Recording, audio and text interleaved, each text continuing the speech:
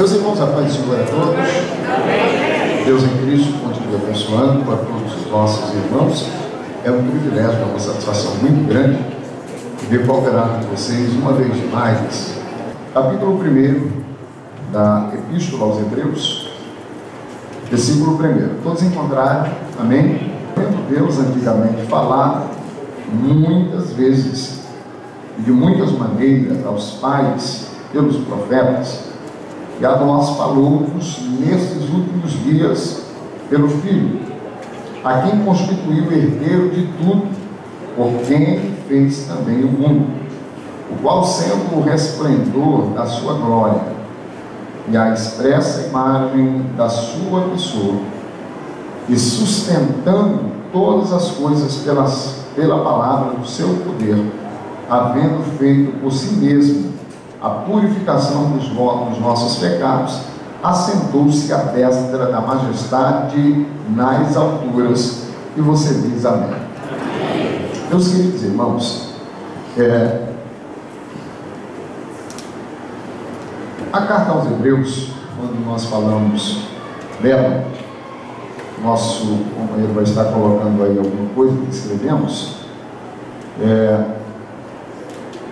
falando da questão introdutória, desde os tempos mais remotos, as características especiais que fazem ressaltar claramente a diferença entre Hebreus e os demais escritos do Novo Testamento, chamaram a atenção de ouvintes e leitores dessa carta.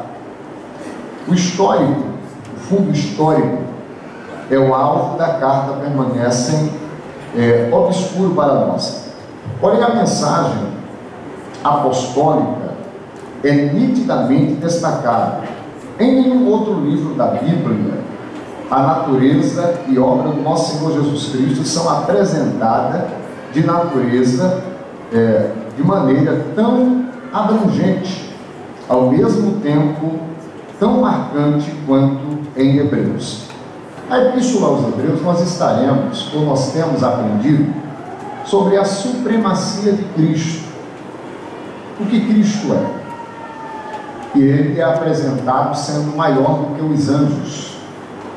Ele é apresentado como sendo ele maior do que Arão, maior do que Moisés. Na carta aos Hebreus, ele é apresentado como sendo maior até mesmo do que a antiga aliança, porque ele estabelece uma nova aliança. Então nós temos na carta aos Hebreus alguns detalhes de suma importância que não encontramos em nenhum outro livro do Novo Testamento. É óbvio que pelo fato de o escritor aos Hebreus escrever para judeus, ele vai trabalhar muito o Antigo Testamento, provando-nos que toda a descrição em relação ao Messias se cumpriu em Cristo Jesus. Então é de suma importância nós entendermos esse pano de fundo desse livro, dessa carta aos Hebreus. Nós temos aqui uma grande discussão por quem foi escrito. Um grande escritor chamado William Barclay, ele vai trabalhar e dizer que a problemática é essa, está em descobrir, em falar quem foi o escritor desta epístola, pois no primeiro século só existia o nome carta ou epístola aos Hebreus, ou aos Hebreus, não tendo nenhuma relação com o seu autor, não tendo nome.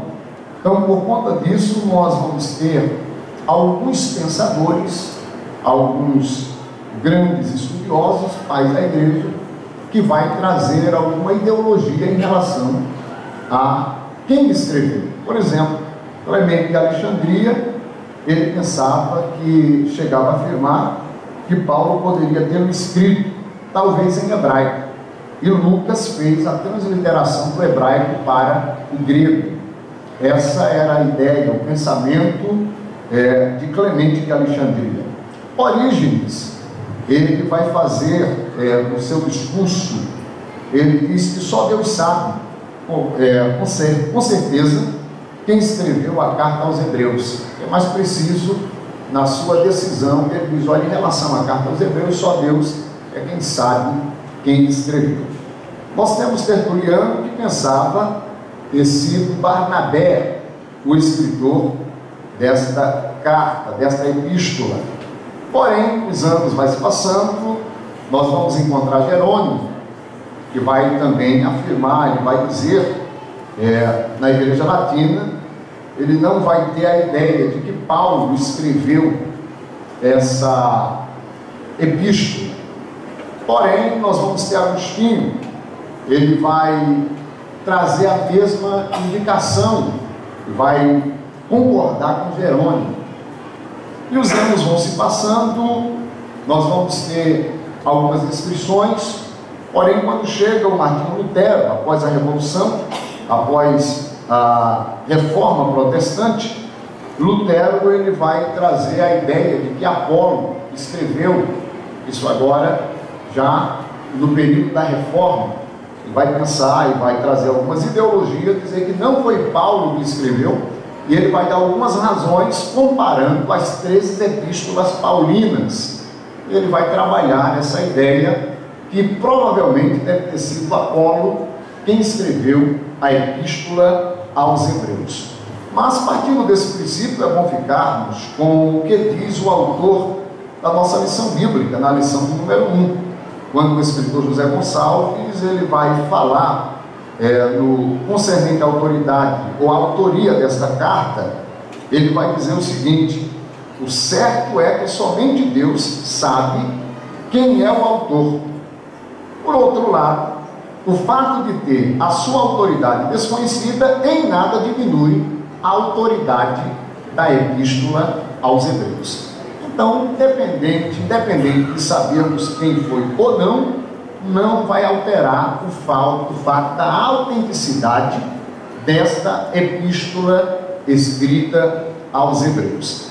Sabemos que o seu destinatário foram os irmãos cristãos convertidos ao cristianismo, e nós vamos ter aqui a data, eles vão trabalhar, que foi antes da destruição do templo, lá no ano 70, pelo general Tito. Então, antes da destruição do templo em Jerusalém, essa carta foi escrita.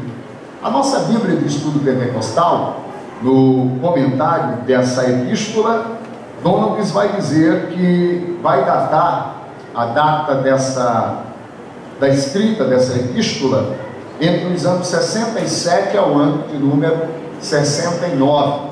Ele vai trabalhar entre esses anos, 67 ao 69, ele vai dar algumas razões pelas quais for escrita nesta data. Nós temos aqui como entender a carta aos Hebreus.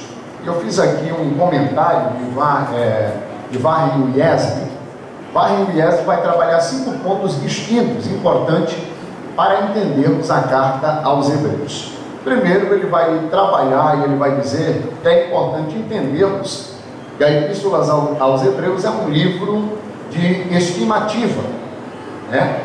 É um livro que vai trabalhar a estimativa. O termo superior é usado 13 vezes na nossa epístola, ou nessa epístola, mediante o que o autor mostra a superioridade de Jesus. Então, por 13 vezes ele vai mostrar essa estimativa, vai trabalhar essa importância da superioridade de Cristo. Então, a palavra superior vai estar trabalhando, vai estar tendo 13 vezes na epístola aos Hebreus. O segundo ponto importante para entender esta epístola é que essa carta, essa epístola aos Hebreus, é um livro de exortação. Nós vamos ter isso a partir do capítulo 13, versículo 22. O escritor aos Hebreus vai trabalhar essa verdade, falando dessa carta no caráter de exortação, exortando aos irmãos a permanecerem na fé em Cristo Jesus. O terceiro ponto importante para entendermos a epístola aos Hebreus, segundo Warren Wiersbe, é que esse livro, essa epístola, é um livro de exame.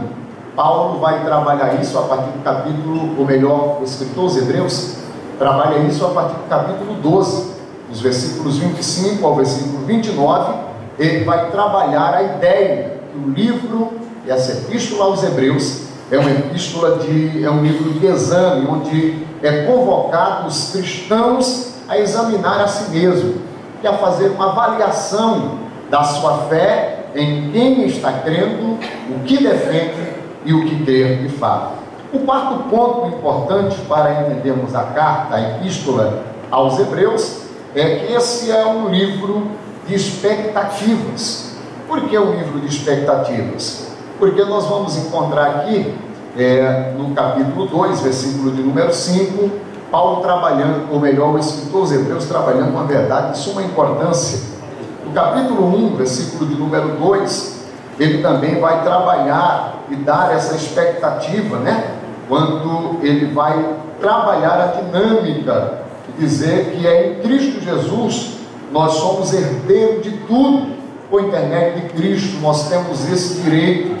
Então ele vai trabalhar essa expectativa da herdade, como também o capítulo 9, versículo 15, ele vai trabalhar esse contexto.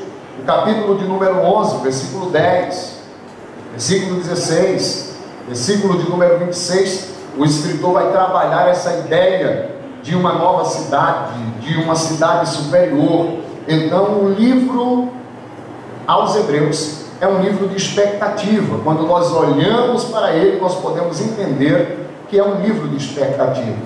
O segundo ponto, o quinto ponto importante para entendermos essa epístola, é que a epístola aos Hebreus é um livro de exaltação. A epístola aos Hebreus exalta a pessoa e a obra do nosso Senhor Jesus Cristo. Então ele vai exaltar, ele vai mostrar, ele vai provar que Jesus, ele é superior a todos os personagens do Antigo Testamento. Ele vai sobressaindo, ele vai sendo exaltado, e o escritor aos Hebreus tem essa pretensão de mostrar que o livro, que essa epístola é um livro de exaltação.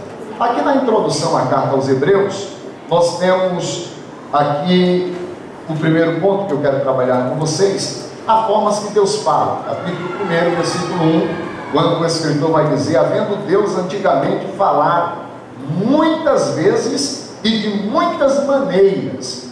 É importante nós entendermos isso, porque o escritor aos Hebreus, ele vai trabalhar, ele vai dizer dessa novidade, porque no Antigo Testamento Deus falou muitas vezes, falou de muitas maneiras, e ele vai dizer: olha, aos pais ele falou pelos profetas, mas hoje não é, hoje ele não vai falar pelos profetas, hoje ele decidiu falar-nos através do Filho. Então é importante nós entendermos algumas formas que Deus fala, que Deus falou, por exemplo, no Antigo Testamento, porque o escritor está dizendo que Deus falou muitas vezes e de muitas maneiras. Por exemplo, se nós observarmos Jó, capítulo 37, vamos para a Bíblia? Jó, capítulo 37, versículo de número 5, Jó vai ouvir Deus falar ali no capítulo 37, do livro de Jó. Pastor, por que o senhor não cita? Porque a escola bíblica não se faz sem Bíblia.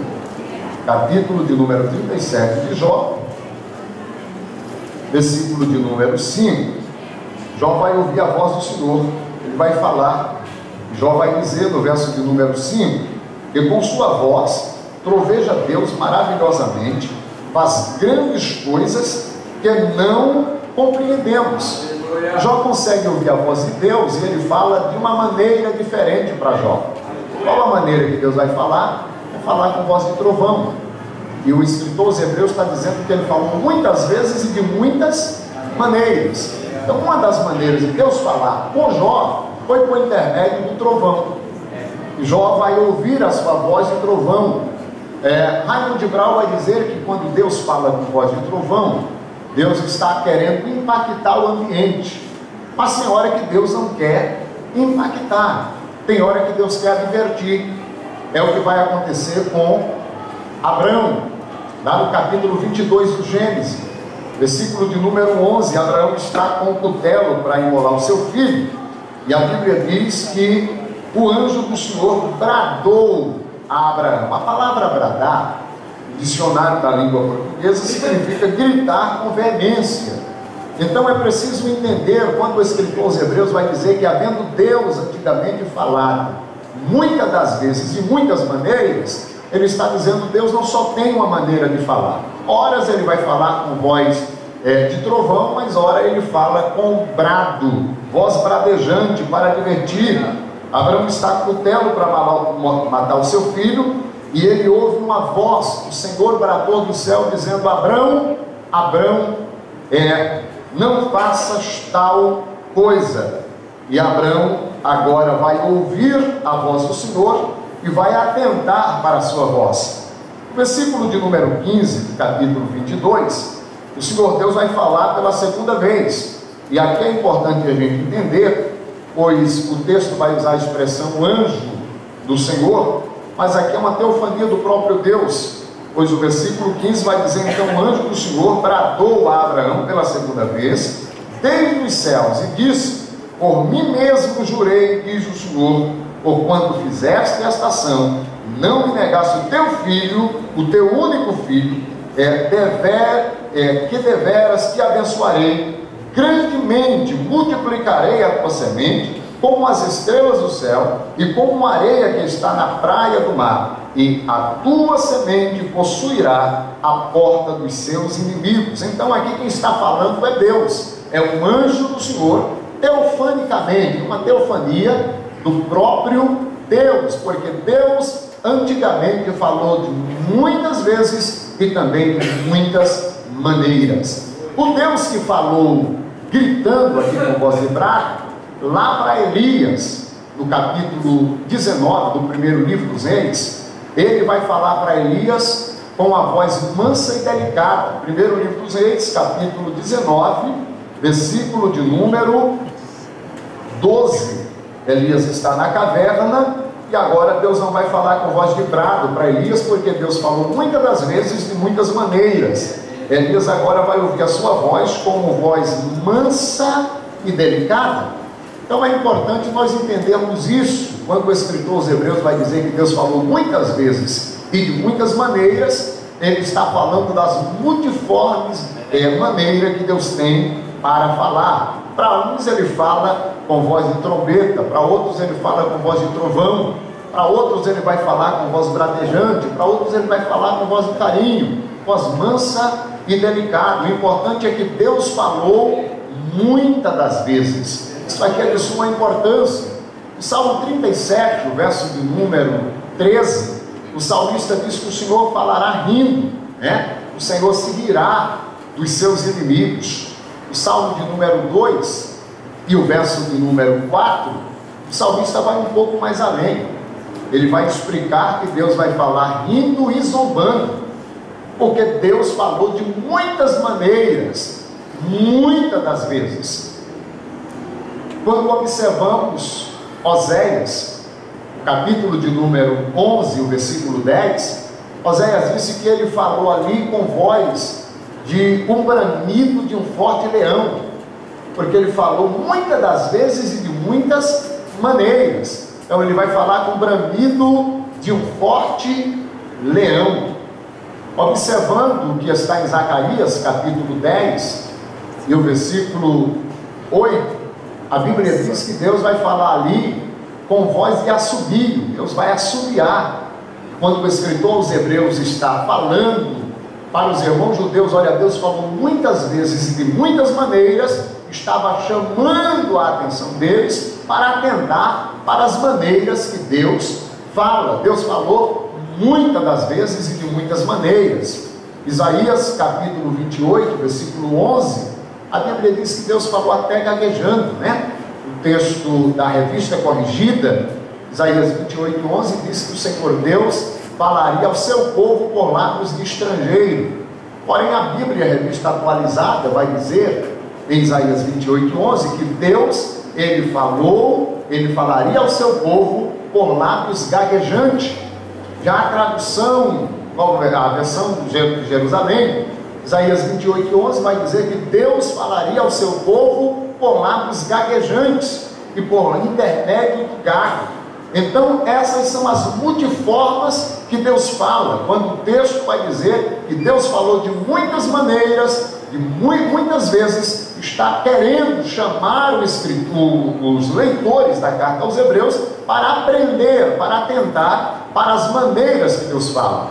Porém, o escritor aos Hebreus, ele prossegue dizendo que, havendo Deus antigamente falado, muitas das vezes, de muitas maneiras, ao Pai falou pelo profeta, mas a nós falou-nos por intermédio do seu Filho.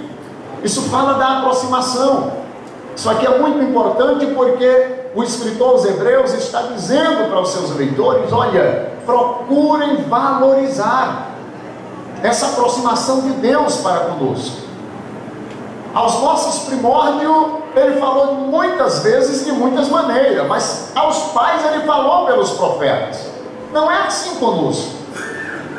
Conosco é diferente, porque ele falou-nos por intermédio do Filho. Aleluia!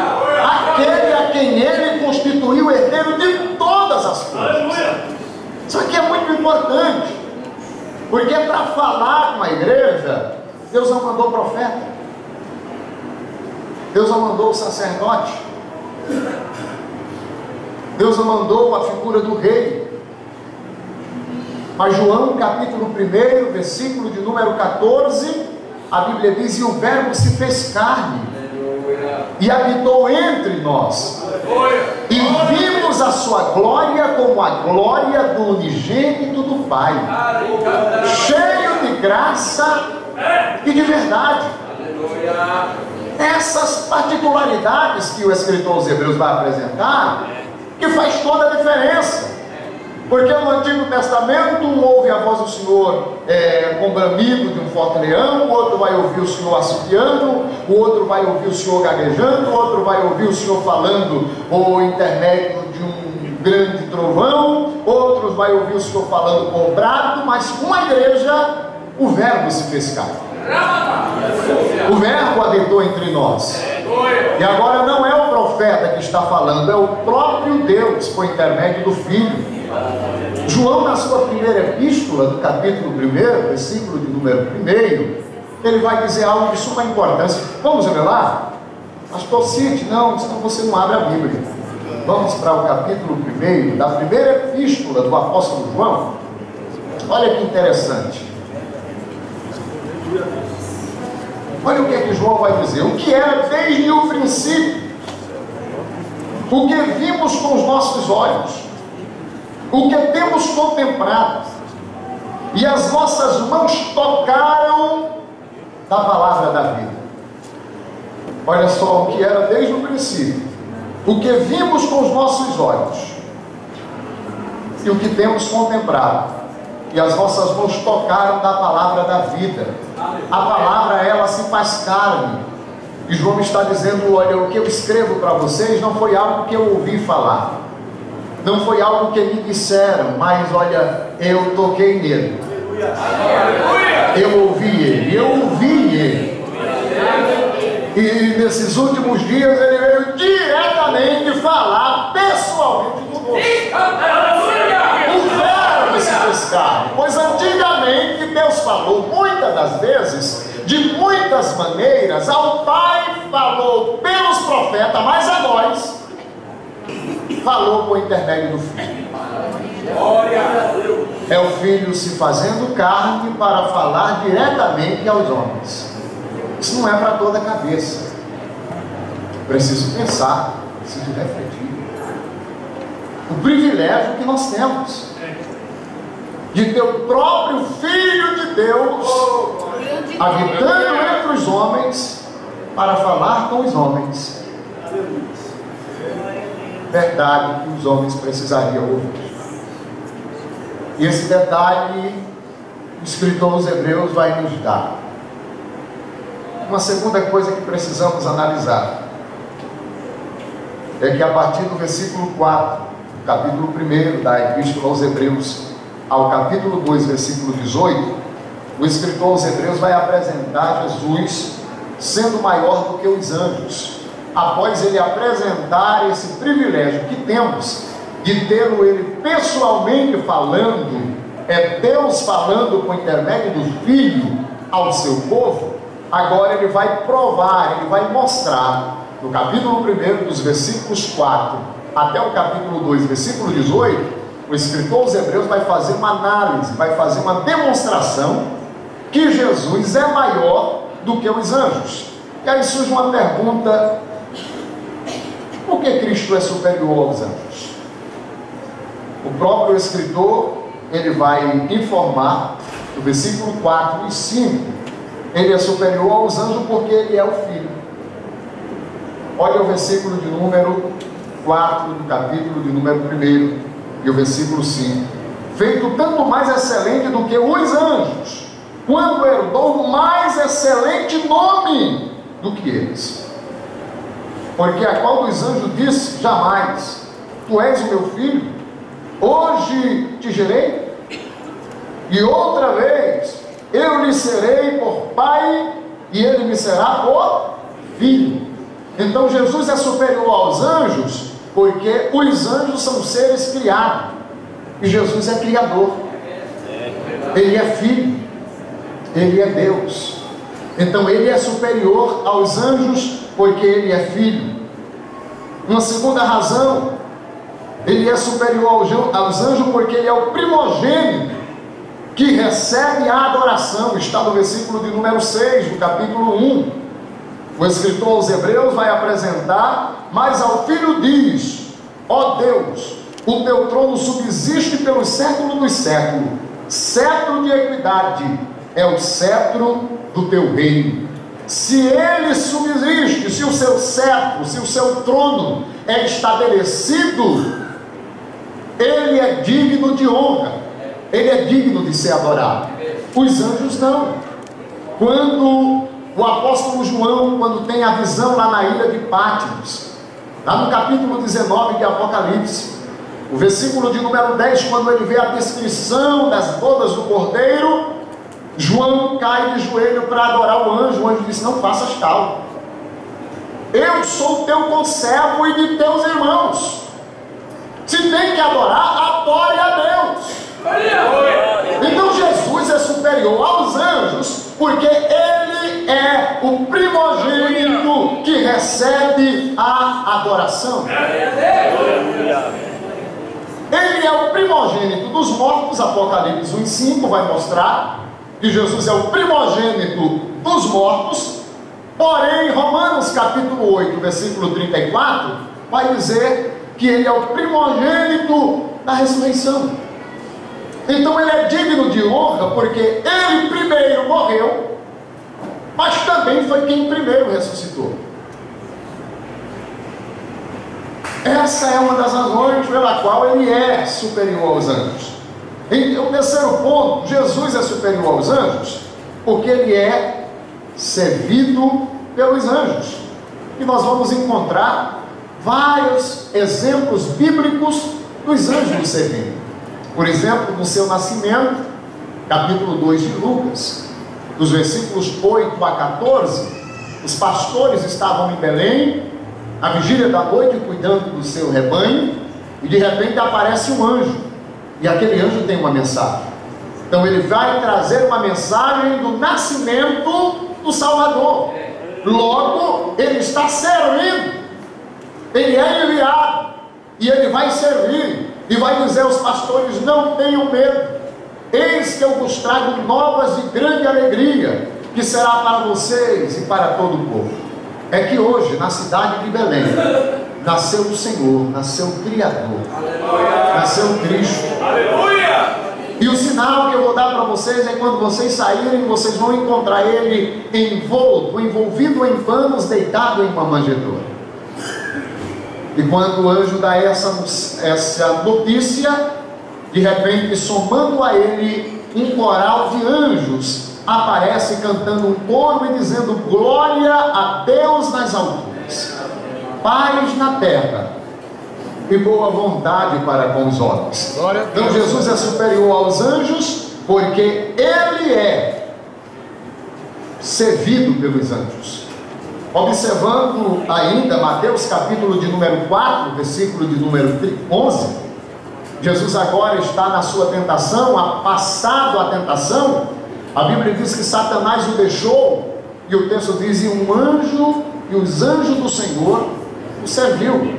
Então ele é maior do que os anjos, porque maior é quem está sendo servido do que aquele que serve. Jesus é superior aos anjos. O texto diz que os anjos chegaram e o serviram. Quando ele está lá no Getsemane e o seu suor tornou-se em gotas de sangue, Lucas vai declarar no capítulo 22, versículo 43, vai dizer que um anjo chegou e o confortava.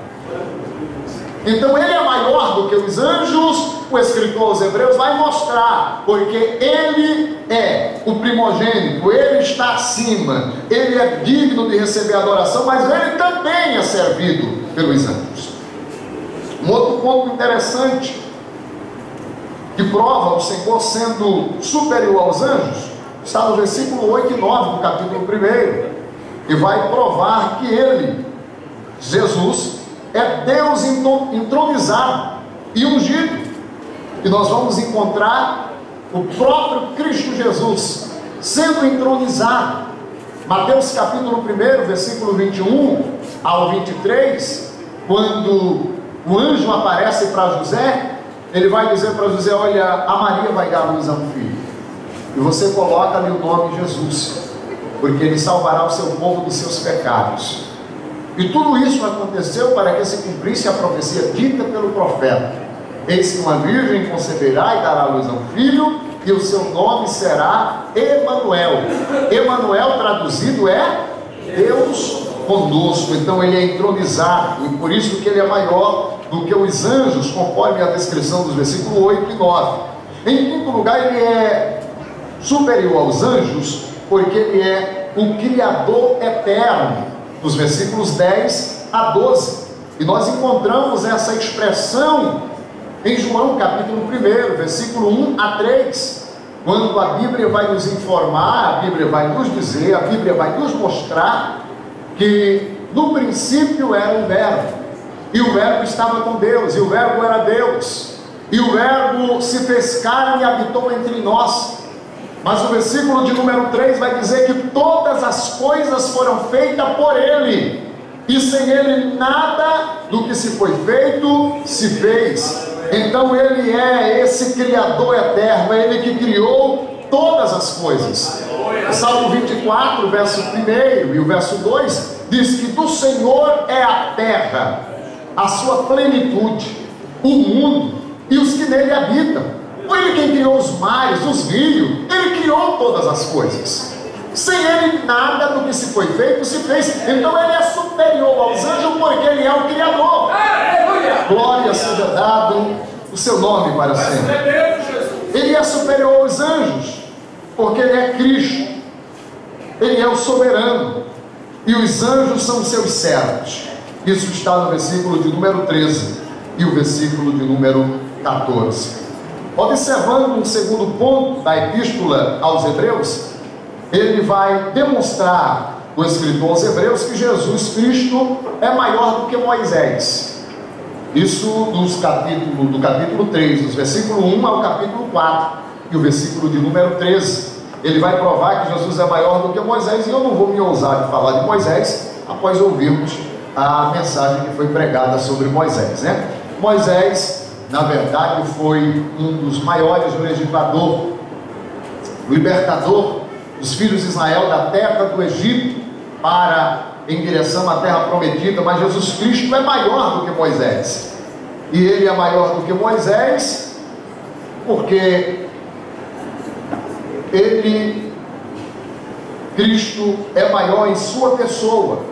Quando observamos o versículo 1 e o versículo 2 da Epístola aos Hebreus, no capítulo 3, 1 e 2, vai mostrar que Cristo é maior do que Moisés em sua pessoa. Aliás, o próprio Moisés ele vai fazer uma declaração em Deuteronômio, capítulo 18, versículo 15.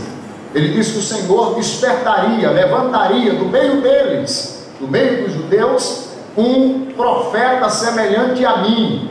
Em que Jesus se assemelha a Moisés? Assim como Moisés foi o libertador, libertando, tirando Israel da terra do Egito e levando em direção à terra prometida, Cristo Jesus é o que liberta o homem, que lhe aceita e entrega a sua vida a ele. Então, o profeta semelhante a mim no quesito de libertação, de libertador. Cristo é libertador. Ele é maior do que Moisés em seu ministério. Está nos versículos 3 a 6 do capítulo 3 de Hebreus.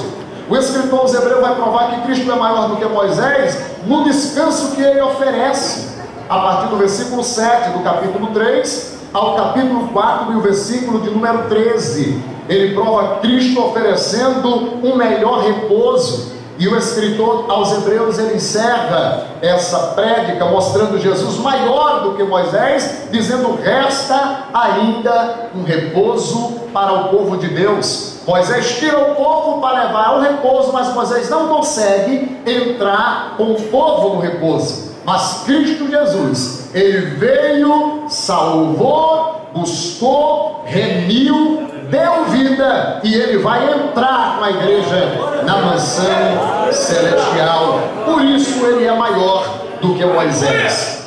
O escritor aos Hebreus, agora no capítulo 4, dos versículos 14 ao capítulo 5 e até o versículo 10, ele vai mostrar que Cristo é maior do que Arão, o sumo sacerdote.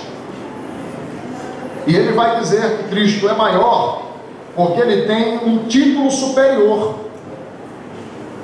Ele é o sumo sacerdote que veio da ordem de Melquisedeque. Um sacerdote era um representante do pecador diante de Deus. O pecador pecava, vinha até o sacerdote, ele pegava o sacrifício, ia diante de Deus, e por intermédio do sacerdote, Deus perdoava ou cobria o pecado do homem por um ano. Mas Cristo Jesus, que veio da ordem de Melquisedeque, ele é antes de Arão, e ele é posterior a Arão. Portanto, ele é superior a Arão nesse contexto. E o escritor aos Hebreus, ao escrever no capítulo 2, versículo 17, veja o que é que ele vai dizer no capítulo 2, versículo 17. Ele vai dizer: pelo que convinha que em tudo fosse semelhante aos irmãos, para ser misericordioso e fiel sumo sacerdote naquilo que é de Deus, para expiar o pecado do povo, porque naquilo que ele mesmo, sendo tentado, padeceu, e pôde socorrer os que são tentados. O capítulo 4, versículo de número 14, ele vai provar que Jesus é superior a Arão, e ele vai dizer: visto que temos um grande sumo sacerdote. Qual que é o nome dele?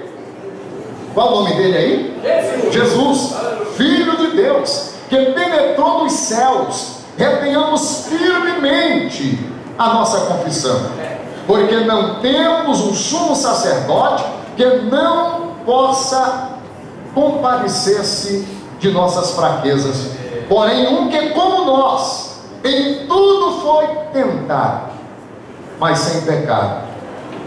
Versículo 16, ele diz: cheguemos, pois, com confiança ao trono da graça, para que possamos alcançar misericórdia e achar graça, a fim de sermos ajudados em tempos oportunos.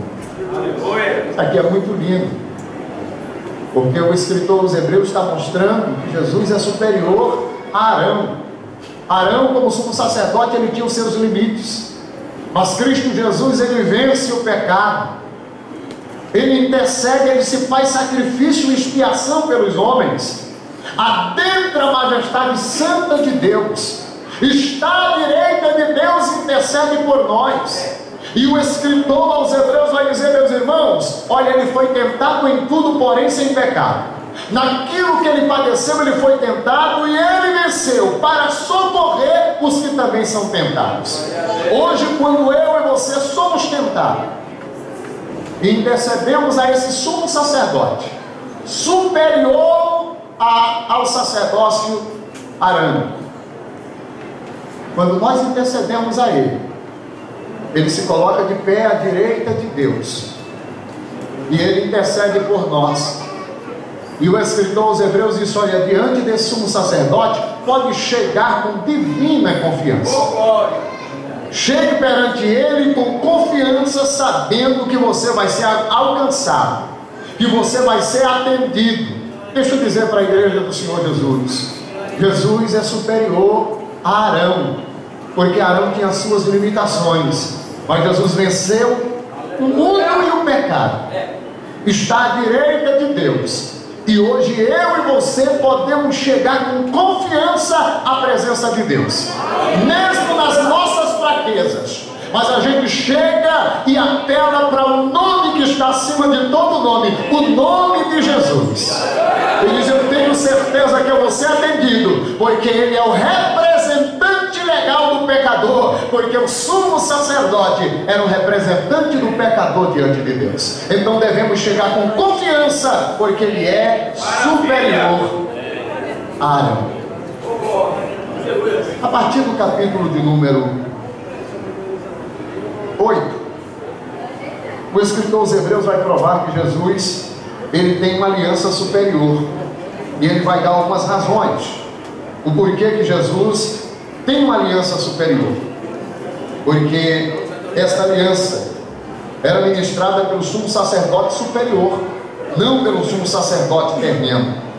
Isso no versículo de número 1 e 2 do capítulo 8. Ele vai provar essa aliança superior em Hebreus capítulo 8, versículo 3 a 5, porque é ministrada em um lugar superior, é ministrada nos céus. Ele vai provar essa aliança superior dos versículos 6 a 13 do capítulo 8, porque essa aliança é fundamentada em promessas superiores, ou seja, nós temos a convicção que muito em breve essa aliança vai se concretizar com o arrebatamento da igreja, porque a aliança que foi firmada com a igreja vai se desfechar lá nas bodas do Cordeiro, no casamento da igreja com Cristo. Portanto, essa aliança é superior. O escritor dos Hebreus continua mostrando, no capítulo de número 9, que Jesus, ele proporcionou um santuário superior, e ele diz, no versículo 1 a 10, do capítulo de número 9, no santuário inferior, ele vai trabalhar a questão do santuário inferior, era um santuário terreno, no versículo 1. No versículo 2 a 5, era um santuário de algo, de tipo, que alegava algo maior, apontava para o superior, para os céus. Ele apresenta também que esse santuário terreno era inacessível para o povo. Antigamente não tínhamos o privilégio de entrar nesse santuário, ficava do lado de fora, mas Cristo veio preparar um novo caminho, e hoje nós estamos sentados dentro do templo. Isso é por intermédio de Cristo Jesus, porque na antiga aliança só quem entrava era o sacerdote até o lugar santo, e o sumo sacerdote uma vez por ano no lugar santíssimo. Mas Cristo, ele veio e preparou um santuário superior. O capítulo de número 10, versículo 19, o escritor dos Hebreus vai dizer que agora nós temos ousadia para entrar no santuário pelo novo e vivo caminho que Cristo nos consagrou. Isso é privilégio que os nossos irmãos não tinham no Antigo Testamento. Neemias, por exemplo, quando vai ler a lei, desde o nascer do sol até a tardezinha, Neemias está falando e o povo está do lado de fora, de pé, ouvindo, porque não tinha acesso ao santuário. Mas Cristo, ele veio e quebrou a parede divisória. O véu do templo se rasgou de alto a baixo. Além de termos acesso ao santuário, tem uma casa celestial, um santuário superior, que está aguardando a igreja e a todos que amarem a vinda de Cristo Jesus. Então, o escritor dos Hebreus vai mostrar esse santuário celestial, no versículo de número 11, ele vai dizer que esse santuário é superior porque ele é celestial. Nos versículos 12 a 15, ele vai mostrar que o santuário ele é superior porque o seu ministério é eficaz para tratar do pecado. Ele vai dar algumas demonstrações desse superior, colocando o terreno inferior e o celestial superior. No capítulo de número 10 da carta aos Hebreus, ele vai apresentar o sacrifício superior. Cristo tem um sacrifício superior ao sacrifício dos sacerdotes e dos cordeiros que morria em todo o Antigo Testamento. No versículo 1 ao versículo 10, no capítulo 10, o escritor aos Hebreus vai apresentar o sacrifício de Cristo remove pecados, quando o sacrifício do Antigo Testamento só cobria o pecado. Mas o sacrifício de Cristo, ele remove o pecado. És poderoso, Jesus. É importante lembrar para os queridos irmãos que esse sacrifício de Cristo, ele tem o poder de purificar de todo o pecado. O capítulo 1 de João, versículo 29, João vai apresentar e dizer: eis aí o Cordeiro que cobre o pecado do mundo, é isso? Que tira o pecado do mundo. E esse Cordeiro, nesse sacrifício superior, ele é abrangente. Se nós observarmos Gênesis capítulo 22, versículo de número 1 a 13, o Cordeiro ali vai alcançar o indivíduo, vai alcançar o Isaac.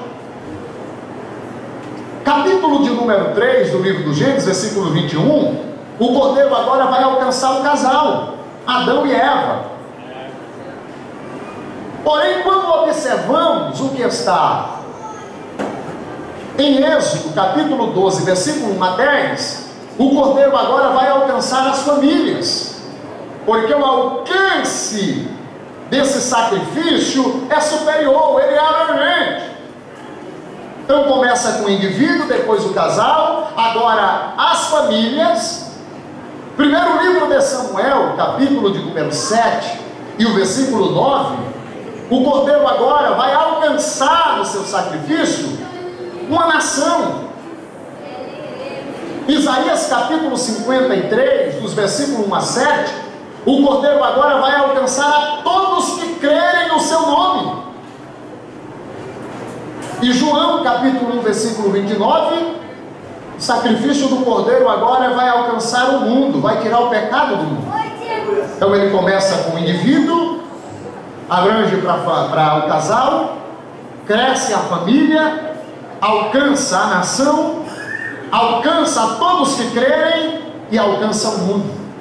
O sacrifício de Cristo na cruz do Calvário é suficiente para salvar o mundo inteiro. Ele é o sacrifício superior. No Antigo Testamento, cada um tinha que trazer um cordeiro, porque o sacrifício era insuficiente e limitado. Mas Hebreus apresenta aqui no capítulo 10 que Cristo teve um sacrifício superior.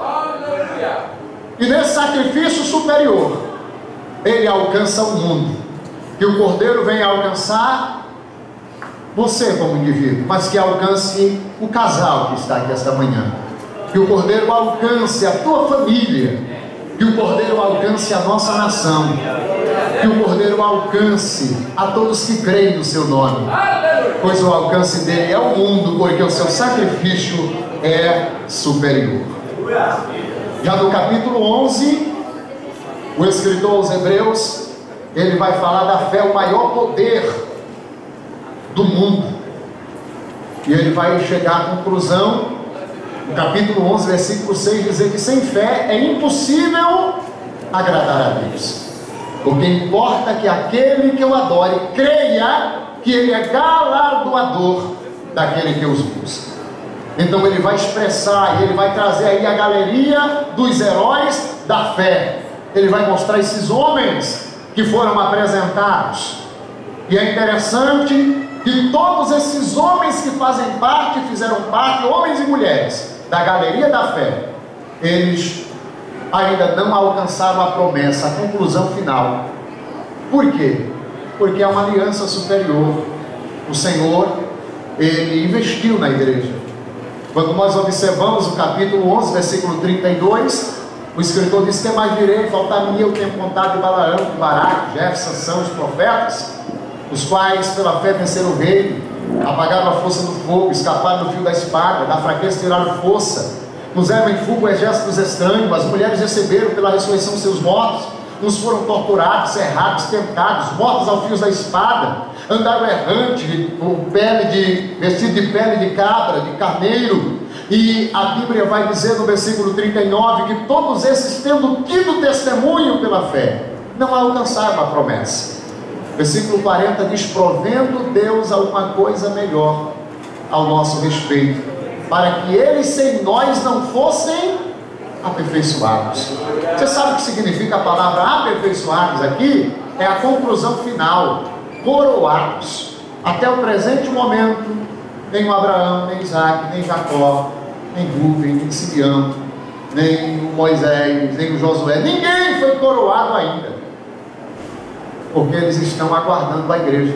É com a igreja que eles vão ser galardoados, eles vão ser aperfeiçoados. Glória a Jesus.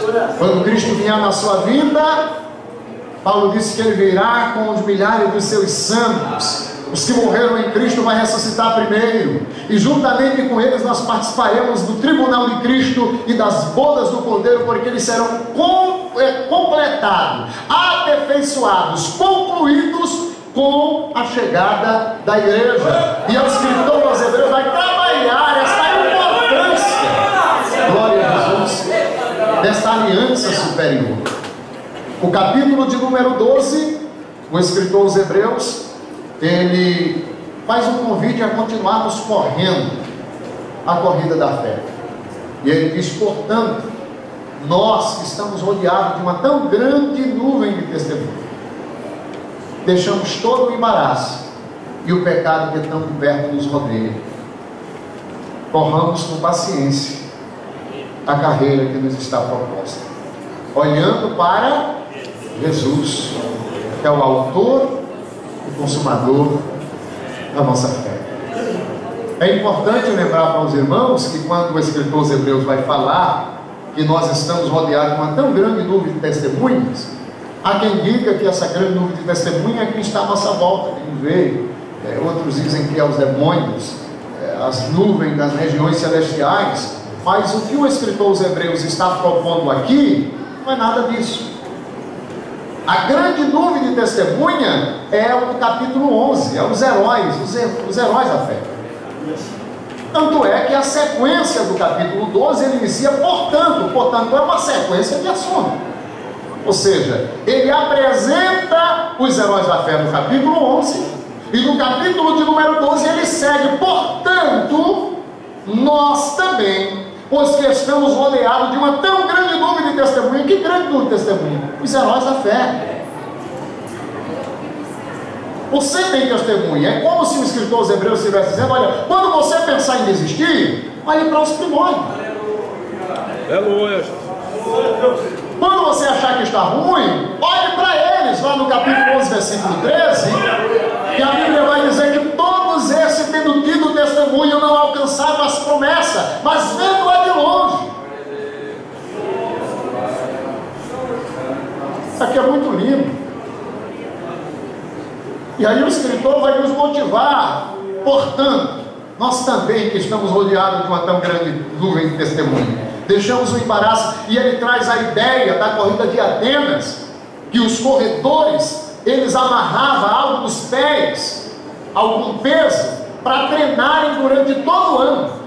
E ele chamava aquilo lá de embaraço. Então eles corriam com aquele peso nos pés, arrastando, para quando no dia da corrida eles tiravam o peso, chamado embaraço, para ficar mais leve e ter habilidade para correr.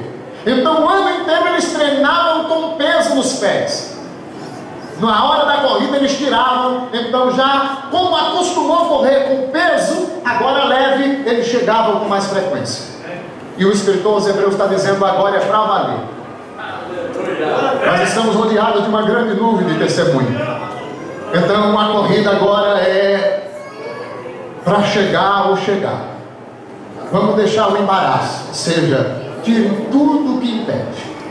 Sinta-se leve em Cristo Jesus.